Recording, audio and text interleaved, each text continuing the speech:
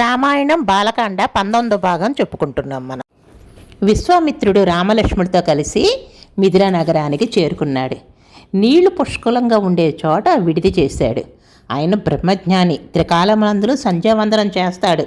సంధ్యావందనానికి నీరు పుష్కలంగా కావాలి కాబట్టి నీరు ఉన్న చోటే ప్రదేశాన్ని ఎన్నుకొని అక్కడ విడిది చేశాడు. ఈ వార్త ఎవరికి తెలిసింది? జనక మహారాజుకు తెలిసింది. వెంటనే ఆయన పరుగున తన పురోహితుడైన శతానందుల వారిని తీసుకొని విశ్వామిత్రుడి దగ్గరికి వచ్చారు. స్వామి, నేను చేస్తున్న యజ్ఞం సఫలమైంది. బ్రహ్మర్షులైన మీరే వచ్చారు. ఇంతకంటే నాకేం కావాలి? చాలా సంతోషంగా ఉందని అర్ఘ్యపాద్యాదులిచ్చి పూజించాడు. ఆయన పక్కన రామలక్ష్మణులు కనిపించారు. మీతో ఉన్న ఈ పిల్లలెవరు? ఖడ్గాలు పట్టుకున్నారు, కోదండాలు పట్టుకున్నారు, బాణతూడీరాలు కట్టుకున్నారు. చూస్తానికి సూర్యచంద్రుల్లా ఉన్నారు. ఇద్దరు ఒక్క పోలికతోనే ఉన్నారు. అపారమైన తేజస్తో కలిగి ఉన్నారు. ఈ పిల్లలిద్దరిని చూస్తుంటే నాకు చాలా ఆశ్చర్యంగా ఉంది. ఎవరు వీళ్ళు అని విశ్వామిత్రుల వారిని అడిగారు. వీరు దశరథ మహారాజు కుమారులు రామలక్ష్మణుడు. సిద్ధాశ్రమంలో నేను యాగం చేస్తుంటే దానిని రక్షించడం కోసమని నేను రామలక్ష్మణులు తీసుకుని వెళ్ళాను. వాళ్ళ రక్షణలోనే నా యాగం పూర్తయింది. ఇక మీ దగ్గరికి తీసుకొస్తూ ఉంటే దారిలో శిలలా ఉన్న అహల్య కనిపించింది. ఆమె రామదర్శనం అయినంటనే శాప విమోచనం పొంది గౌతమునితో వెళ్ళిపోయింది. మేము మీ దగ్గరికి వచ్చాము అని చెప్పారు. గౌతమ మహర్షి కుమారుడైన శతానందుడు అక్కడే ఉన్నాడు. శతానందుడు విశ్వామిత్రుడి మాటలు విని చాలా సంతోషం కలిగింది. మా అమ్మ కనపడిందా? మీరు ఆశ్రమంలోకి వెళ్ళారా? మా అమ్మకి శాప విమోచనం జరిగిందా? ఆమె సంతోషంగా మా నాన్నగారితో కలిసి వెళ్ళిపోయిందా అని నాకు ఎంతో సంతోషంగా ఉందని అడిగారు. ఒక బిడ్డ తల్లి గురించి ఎంత ఆతృత పడతారో, తల్లి యోగక్షేమాలు ఎలా కనుక్కుంటారో అదేవిధంగా శతానందుడు గౌతమ మహర్షి కుమారుడు తల్లి గురించి అడిగాడు. ఇంకా మీరు ఆ అమ్మ ఇచ్చిన విందు స్వీకరించారా? అమ్మ మీకు విందిచ్చిందా? భక్ష్యాలను భోజ్యాలను స్వీకరించారా? అమ్మ ఎలా ఉంది? సంతోషంగా ఉందా అని ఒక ప్రశ్న తర్వాత ఒక ప్రశ్న. తల్లికి శాప విమోచనం జరిగిందన్న సంతోషంలో శతానందులు అన్నీ అడుగుతున్నాడు. రాముల వారి దానికి తల్లి ఎంతో సంతోషంగా ఉంది. దేదీప్యమానంగా వెలిగిపోతుంది. శాప విమోచనం జరిగి ఆవిడ పూర్వ ఆ వైభవాన్నంతా కూడాను కలిగి ఉంది. మీ తండ్రి అయిన గౌతమ మహర్షితోటి తపస్సు చేసుకుంటానికని బయలుదేరి వెళ్ళారు. చాలా సంతోషంగా ఉంది అని చెప్పారు. దానికి శతానందుడు సంతోషపడి, మీరు చాలా అదృష్టవంతులు.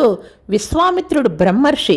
ఆయన బ్రహ్మర్షి కావడానికి ఎన్నో పాటలు పడ్డారు. మధ్యలో ఎన్నో అడ్డంకులు వచ్చినాయి. ఆ అడ్డంకులన్నీ పోగొట్టుకొని ఆయన బ్రహ్మర్షి అయ్యారు. ఆ విషయం నాకు తెలుసు.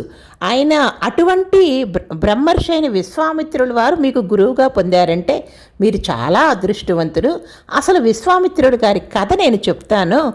ఆ బ్రహ్మర్షి యొక్క కథ మీరు వినాల్సింది అని శతానందుడు విశ్వామిత్రుడి కథ చెప్పడం మొదలుపెట్టాడు.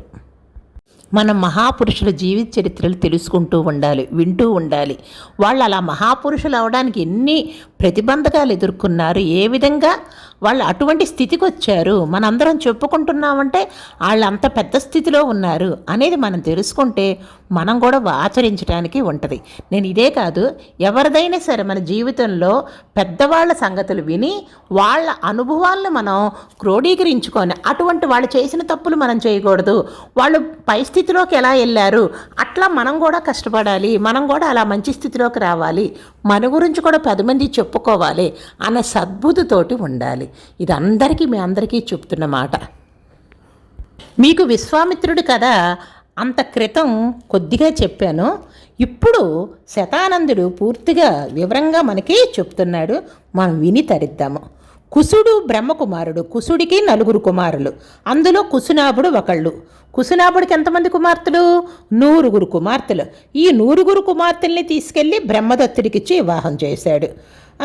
కానీ కుసునాభుడికి కుమారులు లేరు, 100 కుమార్తెలే. అరే నాకు కుమారులు లేరే అని చెప్పి ఆ బాధతోటే ఆయన ఉన్నాడు. ఇంకా పుత్రకామిష్టి యోగం చేశాడు. ఎందుకని? పుత్రుల కోసమని పుత్రకామిష్టి యాగం చేశాడు. అప్పుడు కుసుడు ప్రత్యక్షమయ్యి నీకు కీర్తి కలిగిన గాది అనే కొడుకు కలుగుతాడు అని వరం ఇచ్చాడు. గాది కుశినాభుడికి కుమారుడిగా జన్మించాడు. గాది కుమారుడు విశ్వామిత్రుడు. కుశవంశంలో జన్మించాడు కాబట్టి ఆయనని కౌశికుడు అని కూడా పిలుస్తారు. విశ్వామిత్రుడు క్షత్రియుడు, రాజ్య పరిపాలన చేశాడు, భూమంతరమంతటినీ శాసించాడు. మొత్తం రాజ్యాన్నంతటి కూడా అక్షౌహిణుల సైన్యంతో భూమంతా తిరుగుతూ అలా పరిపాలన అనేది జరిగింది. అట్లా జరుగుతూ ఉన్నప్పుడు వశిష్ఠ మహర్షి ఆశ్రమంలోకి వెళ్ళాడు. వశిష్ఠ మహర్షి ఆశ్రమం చాలా గొప్పది. ఆయన బ్రహ్మర్షి. ఆయన ఉన్న చోట నుండి వందల మైళ్ళు వరకు కూడా తపశ్శక్తి తరంగాలు పోతూ ఉంటాయన్నమాట. అంటే ఆ బ్రహ్మర్షి యొక్క శక్తి కొన్ని వందల మైళ్ళు వ్యాపించి ఉంటుంది. వారి దగ్గర శబల అనే కామధేనువు ఉంది. ఆ కామధేనువు పాలు ఎంత బాగుంటాయంట, అమృతంలాగా ఉంటాయంట. ఆ పాలతోటే యజ్ఞయాగాది క్రతువులన్నీ చేస్తూ ఉంటారు.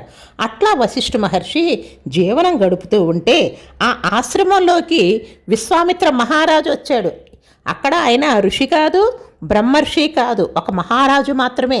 భూమండలాన్ని పరిపాలిస్తున్న విశ్వామిత్ర మహారాజు అక్కడికి చేరుకున్నాడు. సైన్యానంతా కూడా విడిది చేయించి వశిష్ఠ మహర్షి ఆశ్రమంలోకి వెళ్ళాడు. వశిష్ఠ మహర్షికి నమస్కారం చేసి, మీ ఆశ్రమంలో ఉన్న చెట్లన్నీ కూడా ఎంతో ఫలవంతమై ఉన్నాయి, మీ యజ్ఞయాగాది క్రతువులన్నీ కూడా బాగా జరుగుతున్నాయా, మీకన్నీ కూడా ఏ లోపాలు లేకుండా మీరు ఉన్నారా అని మహారాజులాగా వాళ్ళ విశేషాలన్నీ కూడాను కనుక్కున్నాడు. వశిష్ఠుడు కూడా సంతోషించారు. రాజుగారు ఏం చేస్తారు, ప్రజలు ఎలా ఉన్నారని యోగక్షేమాలు కనుక్కుంటారు కదా, అదేవిధంగా కనుక్కున్నావు నువ్వు కూడాను, నాకు చాలా సంతోషంగా ఉంది, రాజధర్మాన్ని నిర్వర్తించావు అని చెప్పి అన్నాడు. చాలాసేపు వశిష్ఠుడు విశ్వామిత్రుడు ఇద్దరు కూడా మాట్లాడుకున్నారు, సంతోషంగా కాలం గడిపారు. ఇంకా విశ్వామిత్ర మహారాజు లేచి, నేను సెలవు తీసుకుంటున్నాను అని వశిష్ఠుడితో చెప్పారు. అదేంటి సెలవు తీసుకోవడం, నువ్వు మహారాజువి, అందరితోటి మంది మార్బలంతో వచ్చావు, ఇంటికి వచ్చిన అతిథి వస్తేనే సత్కరించకుండా పంపించడం, మీరందరూ కూడా నా ఆతిథ్యం తీసుకునే వెళ్ళాల్సింది అని వశిష్ఠుడు అడిగాడు. ఆతిథ్యాన్ని తప్పకుండా స్వీకరించండి అన్నాడు. మీరు తినే కందమూలాలు తేనె అన్నీ కూడా నాకు ఇచ్చారు కదా, వాటిని స్వీకరించాను, వాటితోనే నాకు సంతోషంగా ఉంది, నాకు ఇంకేం అక్కర్లేదు, నేను బయలుదేరతాను అన్నాడు. వశిష్ఠుడు ఆతిథ్యం స్వీకరించకుండా ఎళ్ళొద్దని నిర్బంధించాడు. మిగిలిన విశ్వామిత్రుడి కథని తరువాయి భాగంలో చెప్పుకుందాము. మరి మీకు ఈ భాగాలన్నీ కూడా రామాయణం భాగాలన్నీ వినాలంటే మీరు సబ్స్క్రైబ్, బెల్, ఆల్ క్లిక్ చేయాలి. నచ్చితే తప్పకుండా లైక్ చేయండి, షేర్ చేయండి. జై శ్రీరామ్.